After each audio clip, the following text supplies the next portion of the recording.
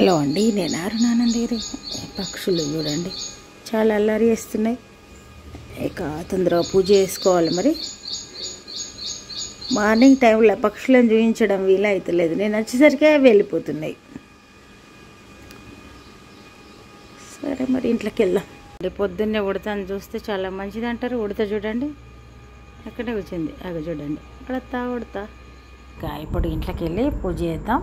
మన నిత్యవారి పూజ. ఇప్పుడే మన పూజ సంపూర్ణమైంది.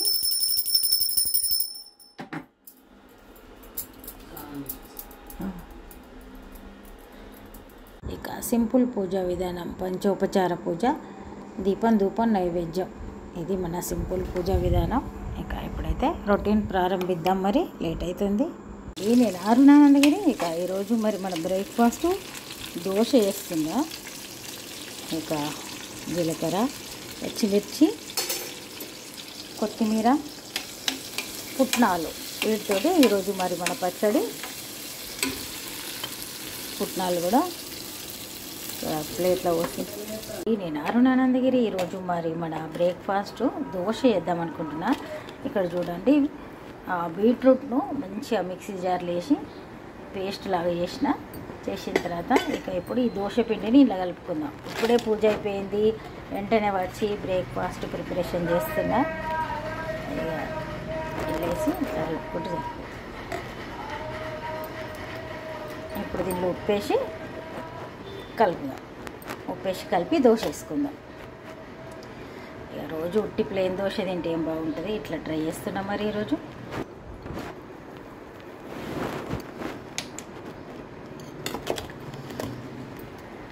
సూపర్ ఉంటుంది టేస్ట్. ఇక టేస్ట్లో ఏం తేడా ఉండదు, కానీ కాకపోతే కళ్ళకు వేరే కలర్ అనిపిస్తుంది అంతే. ఆరోగ్యంగా ఉండాలంటే ఇట్లాంటి అప్పుడప్పుడు ట్రై చేయాలి.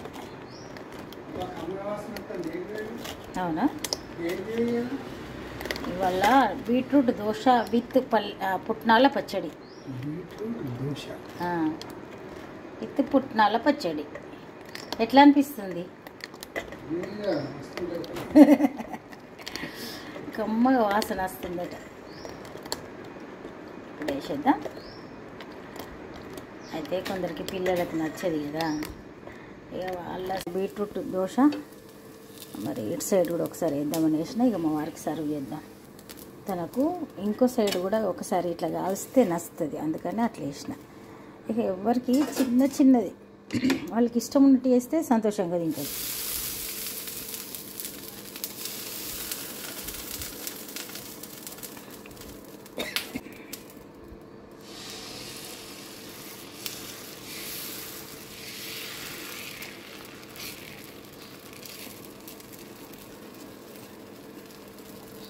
పేస్ట్ మాత్రం మంచిగా ఫైన్ పేస్ట్ అయ్యేటట్టుగా చేయాలి.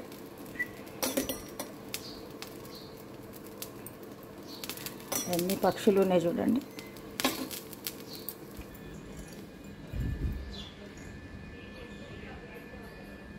ఇప్పుడు అల్లరి చేస్తూనే ఉంటాయి. ఇక ప్రతిరోజు వర్షం పడుతుంది నైట్లో కంపల్సరీ. ఒకసారి ఇటు సైడ్ కూడా కాల్చి సర్వ్ చేద్దాం. దోశ రెడీ అయింది, సర్వ్ చేసి వద్దాం. చూడండి మరి మన బీట్రూట్ దోశ రెడీ అయింది. పుట్నాల పచ్చడి, కొత్తిమీర పుట్నాల పచ్చడి. ఇంకా టేస్ట్ అయితే మంచిగా ఉంది. చట్నీ నేను టేస్ట్ చేసిన, తీసుకో. చూడండి మన బీట్రూట్ దోశ చక్కగా వచ్చినాయి.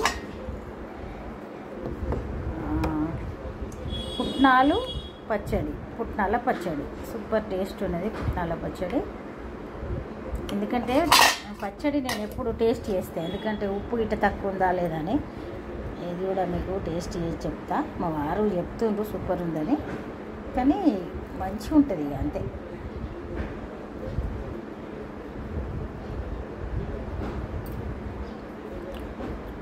సూపర్ ఉంది. ఇక ఎప్పుడైతే మనం కొంచెం బయట పని ఉంది కాబట్టి బయలుదేరినాం.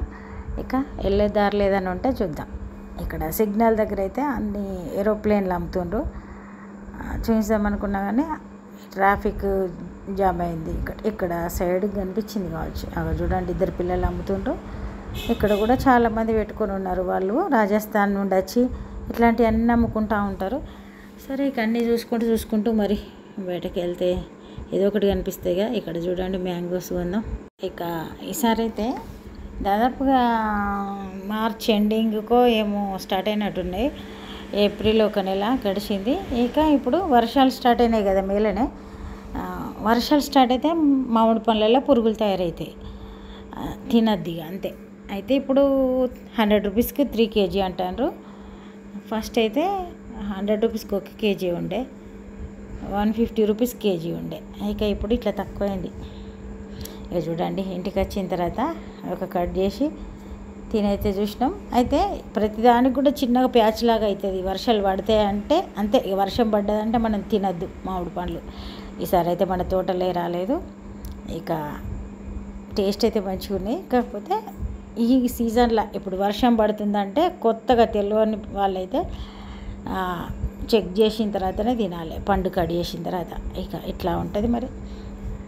ఏ సీజన్లో వచ్చే పండ్లు ఆ సీజన్లో కంపల్సరీ తినాలి.